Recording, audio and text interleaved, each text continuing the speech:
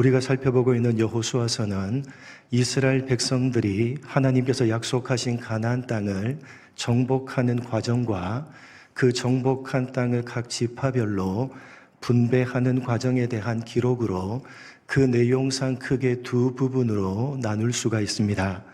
1장부터 12장까지는 가나안 땅을 정복하는 내용이고 13장부터 마지막까지는 정복한 땅을 분배하는 내용으로 13장에서 시작된 가나안 땅 전체를 분배하는 내용은 사실은 19장으로 모두 종결이 됩니다. 19장 51절입니다. 19장 51절 같이 읽겠습니다. 시작.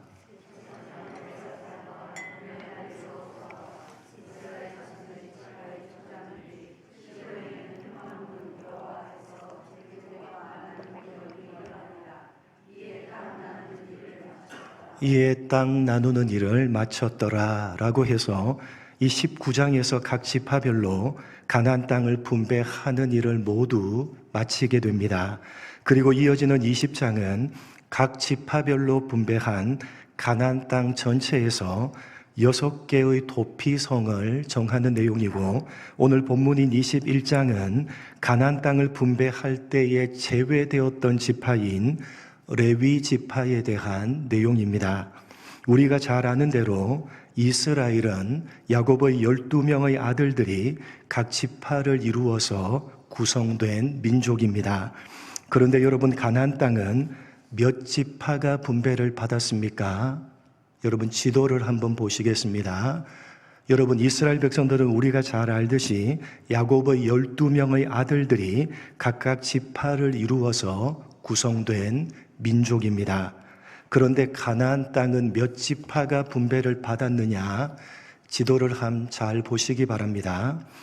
갈릴리 호수로부터 사해 바다까지 중앙에 있죠. 위가 갈릴리 호수 조그맣게, 갈릴리 호수 밑에 큰 푸른색으로 되어져 있는 것이 사해 바다입니다.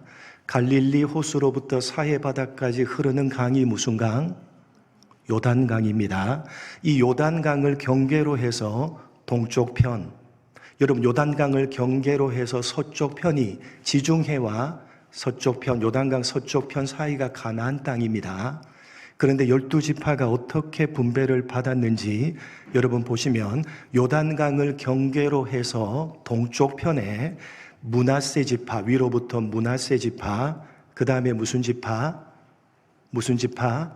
잘 안 보입니까? 갓 지파, 그 다음에 무슨 지파? 르벤 지파가 요단강을 경계로 해서 동쪽 편의 땅을 분배받았는데, 므낫세 지파는 절반이 동쪽 편에서 분배를 받습니다.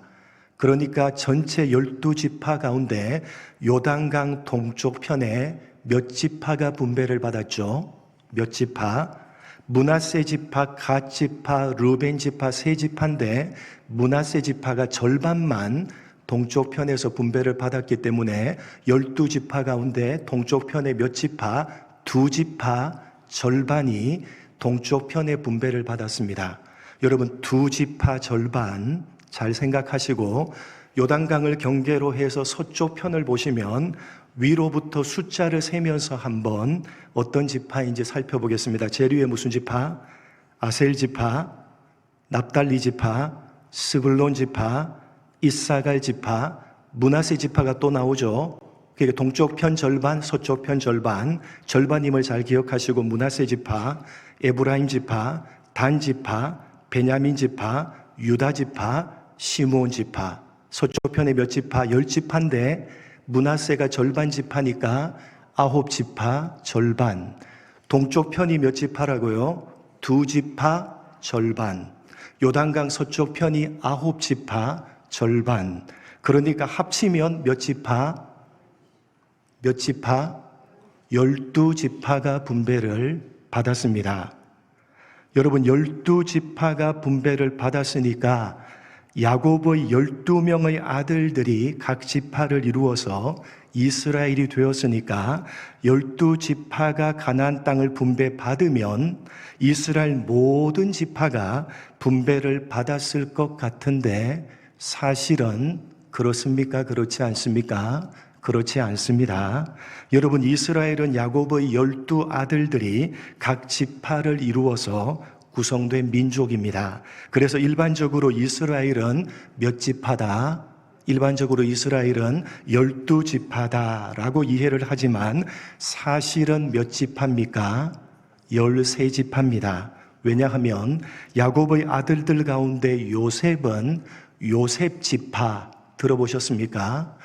요셉은 요셉 지파가 아니라 요셉의 두 아들인 므낫세와 에브라임이 각각 에브라임 지파, 므낫세 지파 이렇게 두 지파를 이루었기 때문에 사실은 모두 몇 지파?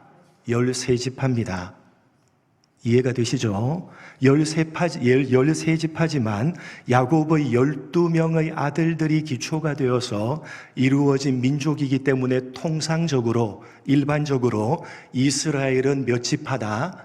12지파다 라고 이해를 하는 것입니다. 요셉이 에브라임 지파와 므낫세 지파 두 지파를 이루었기 때문에 사실은 모두 13지파입니다. 그렇기 때문에 가나안 땅을 몇 지파가 분배를 받았죠? 지도에서 본 것과 같이 동쪽 편의 두 지파 절반, 가나안 땅 본토의 9지파 절반이니까 가나안 땅은 모두 12지파가 분배를 받았으니까 한 지파는 땅을 분배받지 못한 것입니다. 어느 지파입니까? 레위 지파입니다. 이스라엘의 모든 지파가 땅을 분배받았는데 레위 지파는 땅을 분배받지 못했습니다. 그래서 오늘 21장 1절부터 3절을 보시면 땅을 분배받지 못한 레위 지파의 족장들이 자신들이 거주할 땅을 달라고 요구를 합니다. 1절부터 3절 한번 보겠습니다. 땅을 분배받지 못한 레위 족속의 지파들이 땅을 요구합니다. 한 절씩 교독합니다. 그때의 레위 사람의 족장들이 제사장 엘르아살과 눈의 아들 여호수아와 이스라엘 자손의 지파 족장들에게 나와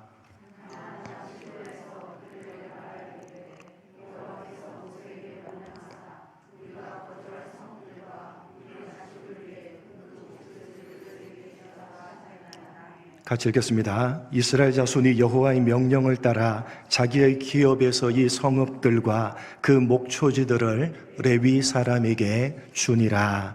땅을 분배받지 못한 레위 사람들이 자신이 거주할 땅을 달라고 요청을 하자 모든 이스라엘 사람들은 각각 자신들이 분배를 받은 땅 가운데 일부분을 레위 사람들에게 할당해 줍니다. 이것은 사실 모세가 생존해 있었을 때, 다시 말해서 이스라엘이 가나안 땅에 들어가기 전 광야에서 이미 하나님께서 명령하신 것이었습니다. 민수기 35장 6절부터 8절입니다. 이미 광야에서 하나님께서 명령을 하신 것입니다. 한 절씩 교독합니다. 너희가 레위인에게 줄 성읍은 살인자들이 피하게 할 도피성으로 6성읍이요 그 외에 42성읍이라.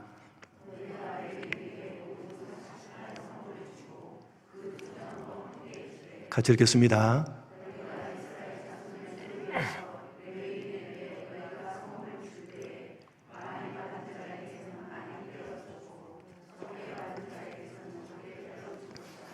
각기 받은 기업을 따라서 그 성읍들을 레위인에게 줄지니라. 이스라엘이 광야에 있었을 때 하나님께서는 모세를 통해서 가나안 땅에 들어가서 땅을 분배할 때 레위 지파를 제외한 12지파에게 땅을 나누어 주고 레위 지파에게는 각각 분배받은 땅 가운데 레위 지파의 몫을 떼어주라고 명령을 하셨습니다. 많이 땅을 분배받은 지파는 많이 떼어서 주고 적게 분배받은 지파는 적게 떼어서 주라고 명령을 하셨습니다. 바로 이 명령을 따라서 레위 지파 사람들은 자신이 거주할 성읍을 달라고 요청을 했고 모든 이스라엘 사람들은 각각 분배받은 땅에서 레위 사람들이 거주할 성읍을 떼어서 줬다는 것이 여호수아서 21장 전체의 내용입니다. 이렇게 이스라엘 모든 지파에게서 각각 할당받은 레위 지파의 성읍은 6개의 도피성을 포함해서 모두 48성읍이었고 가나안 땅 전체에 흩어져 있었습니다. 그러니까 여러분, 레위 지파는 가나안 땅에서 함께 모여서 살았던 다른 지파들과는 다르게 이스라엘 전체에 흩어져 있는 12지파들에게서 할당받은 48개의 성읍에 각각 흩어져서 살았습니다.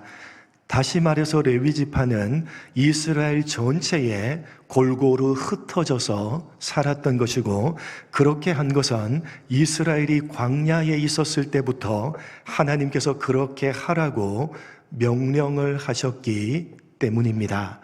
여러분, 하나님께서 명령을 하셨다는 것은 명령하신 의도가 있다는 것입니다. 어떤 의도냐? 여러분, 왜 하나님께서 레위 지파에게는 따로 가나안 땅을 기업으로 분배해 주시지 않으신 겁니까? 민수기 18장 20절을 보시면 하나님께서 이렇게 말씀을 하셨습니다. 같이 읽겠습니다. 여호와께서 또 아론에게 이르시되 너는 이스라엘 자손의 땅에 기업도 없겠고 그들 중에 아무 분깃도 없을 것이나 내가 이스라엘 자손 중에서 내 분깃이요 내 기업이니라. 아론, 즉 레위 지파는 기업도 분깃도 없습니다. 왜요? 왜 기업도 분깃도 없습니까? 누가 기업이요 분깃이기 때문에? 내가 하나님이 레위 지파의 기업이시요 분깃이기 때문입니다. 여호수아서 13장 33절에 그래서 이렇게 말씀합니다. 같이 읽겠습니다. 시작. 이는 그들에게 말씀하신 것 같이 이스라엘의 하나님 여호와께서 그들의 기업이 되심이었더라. 레위 지파에게 땅을 주시지 않은 까닭은 하나님께서 친히 그들의 기업이 되시기 때문입니다. 그렇기 때문에 다른 어떤 것도 기업이 될 수가 없는 것입니다. 다시 말해서 하나님이 기업이시기 때문에 다른 기업은 필요가 있다 없다? 다른 기업은 필요가 없다는 것입니다. 여러분, 기업이란 사람들이 살아가고 있는 삶의 터전이요, 살아가는데 필요한 것들을 얻는 공급처입니다. 그게 기업입니다. 여러분, 구약시대 이 여호수아서에서 기업으로 주는 땅을 한번 생각해 보시기 바랍니다.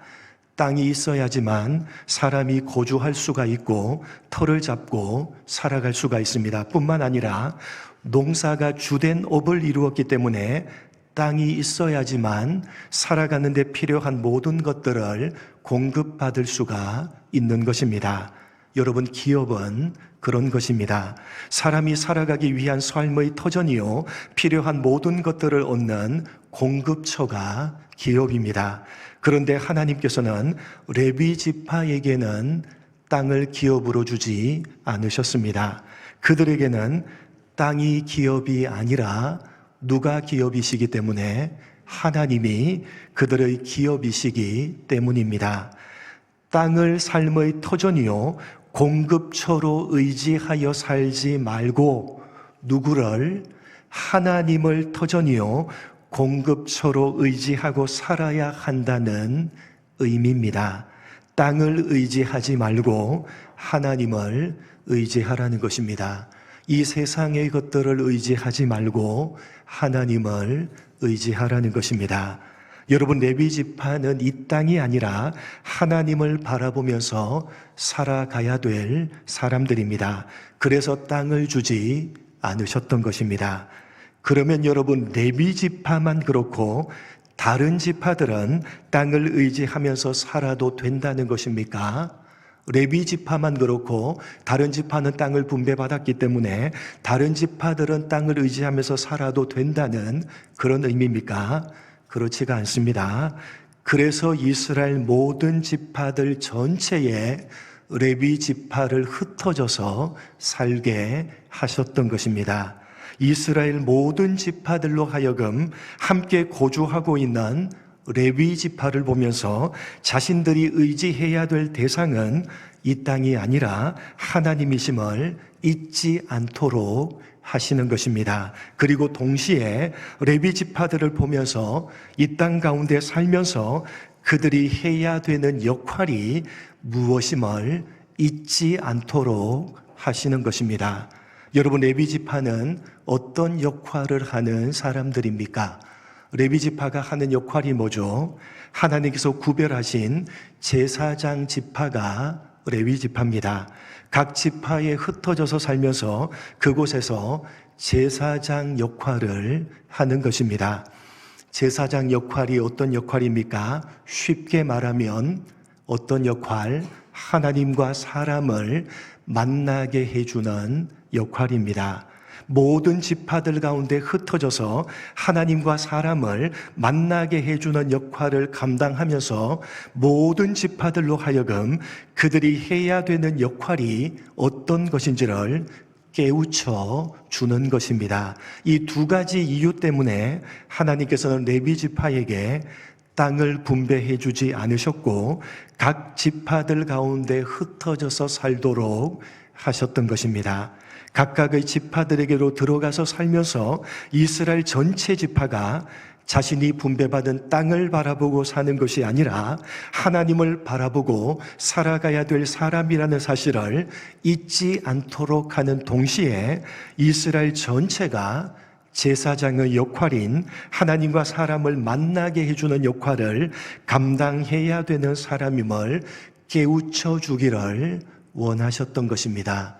사랑하는 성도 여러분, 오늘날 예수를 믿고 살아가고 있는 우리 모두는 하나님께서 구별하신 레위 지파요 왕 같은 제사장들입니다. 잊지 마시기 바랍니다.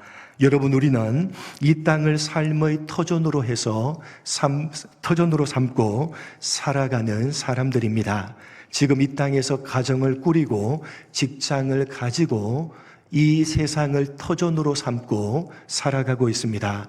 그러나 여러분, 예수를 믿는 우리는 이 땅, 이 세상에 속한 그 어떤 것도 우리의 기업이 될 수 없다는 사실을 잊어버리지 마시기 바랍니다. 여러분, 우리의 기업은 누구십니까? 하나님이십니다.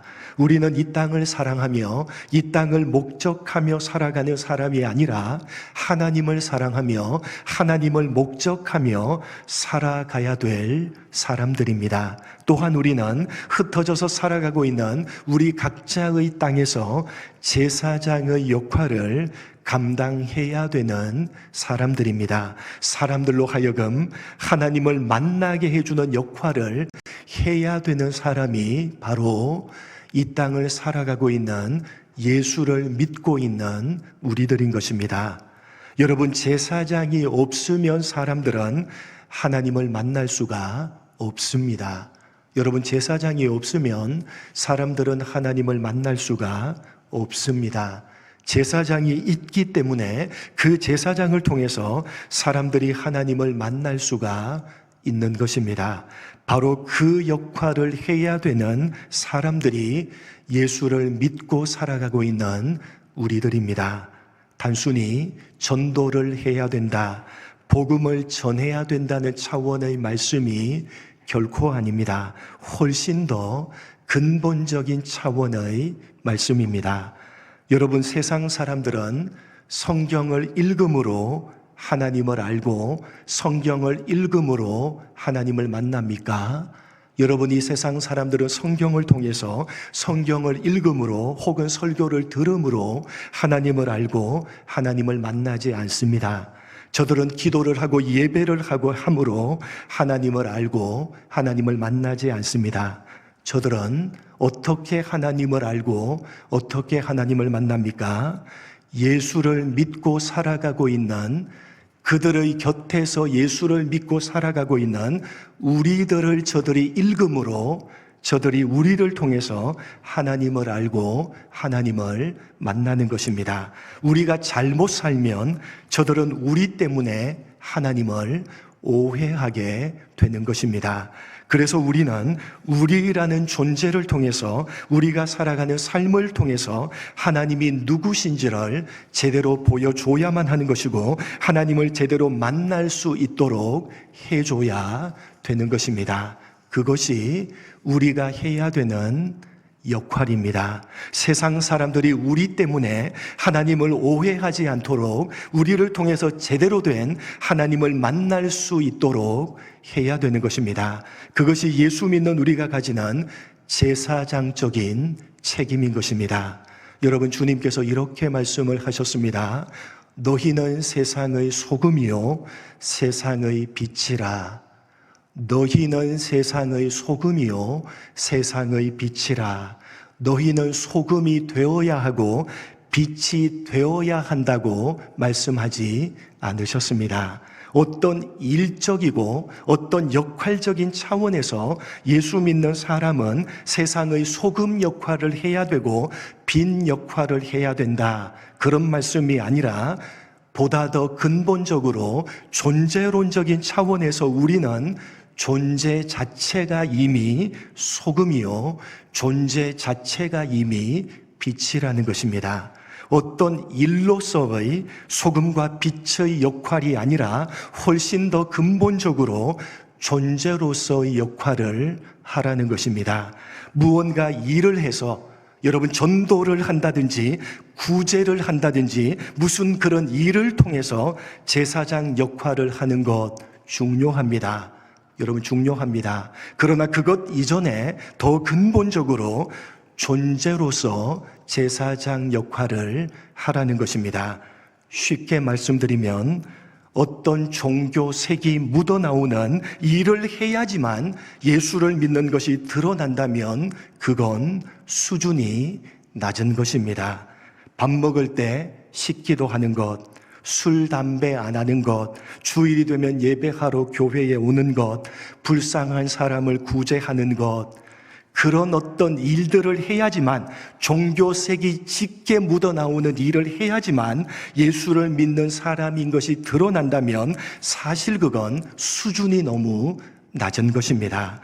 여러분, 그렇게 하는 것이 중요하지 않다는 말씀이 결코 아닙니다. 중요합니다. 너무나 중요합니다. 그러나 여러분, 그런 행동들을 해야지만 예수를 믿는 사람인 것이 드러나게 된다면 그 신앙은 너무나도 가난한 신앙인 것입니다. 어떤 종교색이 묻어나오는 행동을 하지 않아도, 여러분 꼭 성경책을 들고 있지 않아도, 여러분 꼭 주일날 교회에 오는 행동을 보여주지 않아도, 여러분 어떤 종교색이 묻어나오는 행동을 하지 않아도 그냥 일상을 살아가고 있는 그 사람의 됨됨이, 그 사람의 성품과 인격, 그 사람이 평소에 말하고 평소에 행동하고 살아가는 것을 볼 때 예수를 믿는 사람임이 드러나야 된다는 것입니다.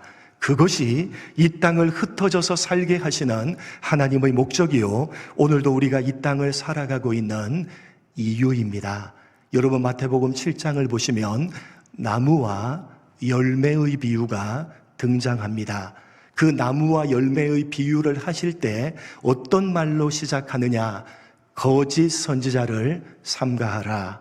일반적으로 말씀드리면 거짓 신앙을 삼가하라. 여러분, 말씀은요 1차적으로 우리에게 주시는 겁니다. 예수 믿는 사람에게. 예수 믿는 사람에게 예수님이 어떻게 이야기하시느냐? 거짓 선지자를 삼가하라. 거짓 신앙을 삼가하라. 여러분, 거짓 선지자는 어떤 모습이라고요? 어떤 모습? 겉으로는 어떤 모습? 양의 모습입니다. 그러나 속에는 뭐죠? 일입니다. 일인데 양의 탈을 쓰고 양의 모습을 가지고 있는 겁니다. 그걸 거짓 선지자로 비유를 하는 겁니다. 일반화시켜서 말하면 그런 건 거짓 신앙이라는 겁니다. 그러면서 이어지는 것이 나무와 열매 이야기입니다. 여러분, 사과 나무가 무슨 열매를 맺는 거죠? 사과 열매를 맺는 겁니다. 그렇죠? 포도나무가 포도 열매를 맺는 겁니다. 포도 열매를 맺으라. 여러분, 열매 이야기는요, 포도 열매를 맺어야 된다, 사과 열매를 맺어야 된다, 열매를 잘 맺어야 된다, 그 말씀이 아니라 더 근본적인 걸 이야기하는 겁니다. 너희가 사과 나무가 되면 자연스럽게 그 나무에서 사과 열매가 열리게 된다는 겁니다. 그것이 진짜 올바른 신앙이라는 겁니다. 여러분, 어떤 종교색이 묻어나오는 일을 하기 전에 그것을 하는 내가 예수 믿는 사람다워지면 그 예수 믿는 사람다움에서는 어떤 열매가 나온다고요? 예수 믿는 사람들의 열매가 나와야지 진짜 신앙이라는 겁니다. 거짓 신앙은 어떻죠? 일인데 양의 탈을 쓰고 있죠. 나무와 열매의 비유를 하자면 가시와 엉겅퀴인데 사과 열매를 달고 있는 겁니다. 이해가 되세요? 그 사람 존재는 아닌데 열매로서 일로서 달고 있는 겁니다. 여러분, 그건 가난한 신앙이고 그건 가짜 신앙입니다. 그건 우리가 주의해야 되는 거짓된 신앙입니다. 여러분, 우리는 이 땅을 제사장으로 존재 자체가 이미 소금이요, 존재 자체가 이미 빛입니다. 소금이기 때문에 마땅히 소금으로서 소금 역할이 나와야 되는 것이고, 빛이기 때문에 마땅히 빛의 역할이 우리 속에서 나와야 된다는 것입니다. 그것이 우리가 감당해야 되는 책임입니다.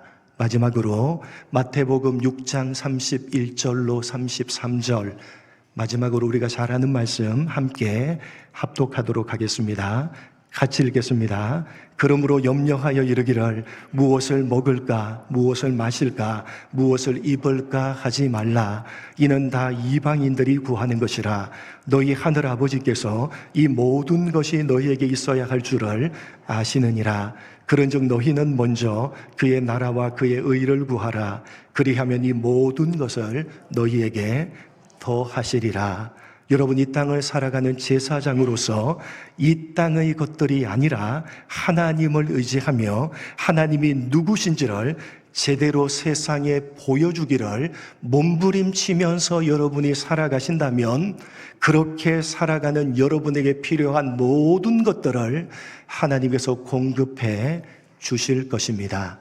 여러분, 그것이 오늘 성경이 우리에게 하고 있는 약속입니다. 이 약속은 오늘날도 변함이 없습니다.